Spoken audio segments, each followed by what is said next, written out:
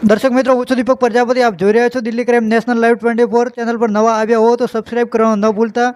ગોપાલ ઇટાલિયાએ સુરતમાં ચૂંટણી હાર્યા એ વિશે શું કહ્યું જાણો ખાસ એમના જ અહેવાલમાં એ શું કહી રહ્યા છે. આ સફળતાની શરૂઆત કતારગામની ચૂંટણી હારવાથી થઈ છે. કે ધારો કે હું કતારગામમાં ચૂંટણી જીતી જાતો તો એક મામૂલી ધારાસભ્યની સામે જીતતો, પણ વિસાવદરમાં જીત્યો તો પાટીલ સામે, ભૂપેન્દ્ર પટેલ સામે, સંઘવી સામે, બધા મંત્રી સામે, બધા ધારાસભ્ય સામે, ગુંડા સામે, બુટલેગર સામે, પોલીસ સામે, આખી સરકારની સામે જીત્યો. આ જીતતો તો મામૂલી ધારાસભ્ય સામે જીતવાની એવી નાની જીતમાં મજા નથી. એવડી મોટી જીત છે એટલે આ સફળતાનો પાયો કતારગામથી નખાઈ ગયો છે.